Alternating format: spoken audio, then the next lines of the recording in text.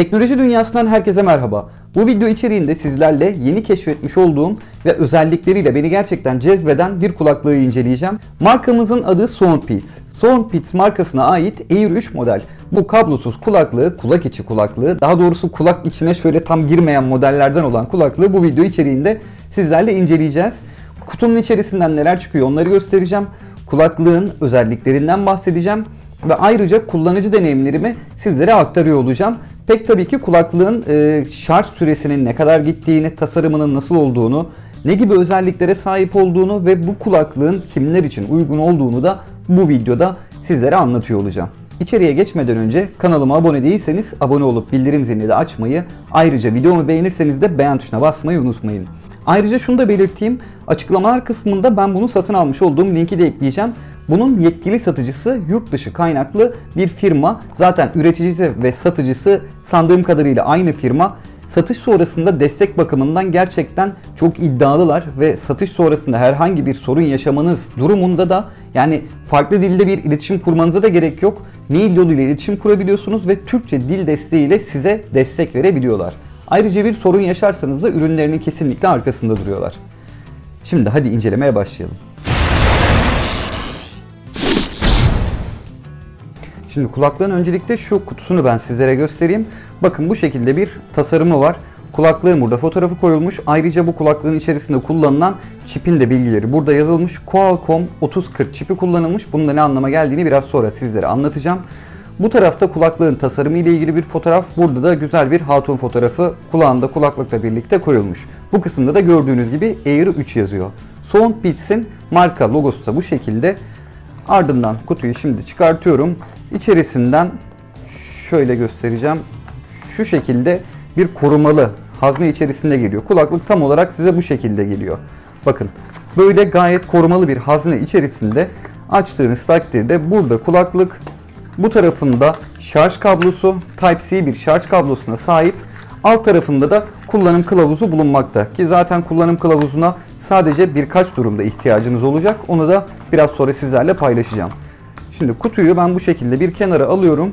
Kullanım kılavuzu gördüğünüz gibi şu an karşımda. Yalnız bunun içerisinde maalesef ki bir Türkçe dil desteği bulunmamakta. Gördüğünüz gibi İngilizce, Almanca, İspanyolca, Fransızca, İtalyanca, Çin ve Japonca bilgileri alıyor. Bizim için İngilizce yeterli. Bluetooth eşleşmesi gerçekten çok basit. Bu cihazın üzerinde şurada görmüş olduğunuz tuşa 10 saniye basılı tuttuğunuz takdirde otomatik olarak resetleniyor ve pairing moduna giriyor. Bunun şöyle güzel bir özelliği var. Bunun içerisinde kullanılan bir sensör sayesinde siz bu kapağı açtığınız anda kulaklıklar aktif oluyor. Kulaklıklar aktif oluyor demek şu demek. Siz bunu açtığınız anda şimdi cihazınıza bakın. Direkt olarak bağlantıyı sağlamış durumda. Soundpeats Air 3 gördüğünüz gibi ben daha öncesinde eşleştirdiğim için kapağı açtığım anda bağlanıyor. Kapağı kapatıyorum. Ardından şimdi şu kısmı tekrar görün. Gördüğünüz gibi bağlantı koptu. Kapağı açıyorum. Birkaç saniye içerisinde bağlantıyı otomatik gerçekleştiriyor gördüğünüz gibi. Onun haricinde kulaklıkların boyutundan ben size şimdilik bahsedeceğim. Şu şekilde gerçekten çok küçük bir yapıya sahip kulaklık. Her bir kulaklık birbirinden bağımsız bir biçimde çalışıyor. Telefonunuz bunları tek bir kulaklık olarak da algılayabiliyor. Yani siz bu şarj cihazından kulaklığın birini çıkarttığınızda bağımsız olarak bir diğerinden kullanabiliyorsunuz. Yani ikisini aynı anda kullanmanıza gerek de yok. Bu şekilde şurasında şu logonun olduğu yerde bir dokunmatik yüzeyi var. Gerçekten çok hassas. O yüzden kulaklığı kullanırken şu alt tarafındaki kısımdan kavrayacak olursanız dokunmatik yüzeye dokunmamış olursunuz ve dolayısıyla da kullanımınızı etkilemez. Her bir kulaklık üzerinde ikişer tane mikrofon bulunuyor. Bir tanesi gürültü azaltmaya, bir diğer mikrofonda sizin sesinizi temiz bir biçimde karşı tarafa iletmeye yarıyor. Karşı tarafa iletme derken bu kulaklıkla gelen karşı tarafla yani telefon görüşmelerimizde gayet stabil ve gayet güzel bir biçimde çalışıyor. Pek tabii ki profesyonel bir mikrofondan giden ses gibi değil ancak telefon görüşmelerinde ses nasılsa onun gibi karşı tarafa ulaşıyor. Tasarımı gördüğünüz gibi şu şekilde böyle kulak içerisine yerleştiğinde çok bir ağırlık yapmayacak yapıya sahip. Ayrıca bunun ağırlığı tamı tamına 4 gram. Piyasada bugüne kadar çıkartılmış en küçük ve en hafif kulaklık. Gerçekten taktığınız takdirde kulağınızı yormuyor ve uzun kullanımlarda dahi ki zaten 17,5 saatlik bir kullanım ömrü var. Tek kullanımda 5 saat kulağınızda durduğu zaman bile kulağınızda hiçbir şekilde ağrı yapmıyor. Şimdi kulaklığı tekrardan şöyle içine koyuyorum. Bakın içine koyduğum takdirde ön tarafında bir led gösterge var. Siz bunu kapattığınızda bu led gösterge birkaç saniye kadar yanıyor. Ardından kulaklıkların şarjı dolduğunda bu sönüyor. Burada görmüş olduğunuz bu yeşil ışığın birkaç anlamı var. Bu yeşil ışık farklı 3 renge de dönüşebiliyor ve böylelikle şarj kapasitesinin durumunu gösteriyor. Bu sürekli yanık kaldığı takdirde kulaklıklar şarj oluyor anlamına geliyor. Ayrıca siz zaten bu kapağı açtığınızda da içerisindeki sensör vasıtasıyla kulaklıklar direkt eşleşme moduna giriyor. Kulaklıkların bir diğer özelliği ise siz kulağınıza taktığınız zaman kulağınızı algılıyor. Üzerindeki kızılötesi sensörler vasıtasıyla kulağınızı algılıyor ve müziği açıyor. Siz kulağınızdan çıkarttığınız takdirde de çıkarttığınızı yine aynı şekilde sensörler vasıtasıyla algılayıp müziği aynı şekilde sonlandırıyor. Bu arada kulaklık terlemeye ve yağmura dayanıklı. Yani kulağınızda siz bununla dışarıya çıktığınız takdirde yağmur, terleme herhangi bir şey bu kulaklığa zarar veremeyecek. Kulaklık Bluetooth V5.2 ile desteklenmekte ve gerçekten çok güzel bağlantı sağlıyor. Ayrıca kulaklığın oyun modu da bulunmakta. Yani oyun moduyla 60 milisaniyelik bir gecikme ile bu kulaklıklarla oyunda oynayabiliyorsunuz. Şimdi dediğim gibi kulaklığın içerisinde kullanılan Qualcomm 3040 çipi sayesinde True Wireless aynalama teknolojisi kullanılmış ve bunun sayesinde de üstün ses ve gerçekten kusursuz, kesintisiz bir bağlantı sağlanmış durumda. Yani siz bu kulaklığı kullanırken bağlantı koptu, şöyle oldu, böyle oldu gibi sorunlarla karşılaşmıyorsunuz. Bu kulaklık hem Android hem de iOS cihazlarda kullanılabiliyor. Şimdi bu kulaklığın ses testine sizlerle geçeceğim. Bu videonun devamındaki kısımda bu kulaklığa ait mikrofondan ben bir kaydı alacağım. Yani videonun bundan sonraki kısmını bu kulaklığın mikrofonundan gerçekleştireceğim. Şimdi gördüğünüz gibi kulaklıklar kulağımda takılı, daha doğrusu bunun içerisinde değil, onu görmüyorsunuz. Ses tamamıyla bu kulaklıkların mikrofonundan geliyor. Kamerayı kendime çevireceğim, bir de o şekilde görün istiyorum.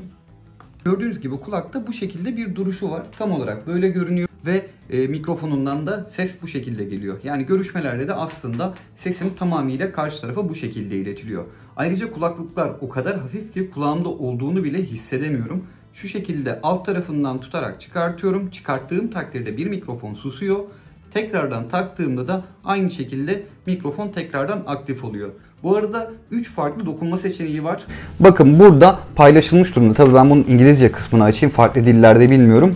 Burada sol kulaklıktan bir kere bastığınız takdirde bakın ses kısma, sağ kulağa bir kere bastığınız takdirde ses artırma. Aynı şekilde sağ ve sol kulağa 2 kere bastığınız takdirde çağrı, cevaplama ve sonlandırma. Ayrıca parçayı başlatma ve durdurma işlemi yapılmakta. Buradan 3 kere bastığınız takdirde sol kulağa 3 kez tıkladığınız takdirde oyun moduna geçiyor. Sağ tarafa 3 kez bastığınız takdirde mikrofon özelliği aktif oluyor. Sol tarafa 1,5 saniye basılı tuttuğunuzda şarkı başına veya bir önceki şarkıya, sağ tarafa 1,5 saniye basılı tuttuğunuzda da bir sonraki şarkıya geçişini sağlamakta. Ayrıca 2 saniye boyunca basılı tuttuğunuz takdirde de arama moduna geçiyor. Bu da şöyle demek oluyor. Sesinizi algılıyor ve eğer iPhone kullanıcıysanız Siri'yi otomatikman açıyor. Yani 2 saniye basılı tuttuğunuzda komut vererek birilerini de arayabiliyorsunuz. Kulağa takma kesinlikle burada gösterildiği gibi olacak. Yani sağ ve solu karıştırmamak gerekli ki zaten burada şöyle göstereyim ben size. Sağ ve sol zaten belirtilmiş. Left ve right olarak şurada küçük bir şekilde yazılmış durumda.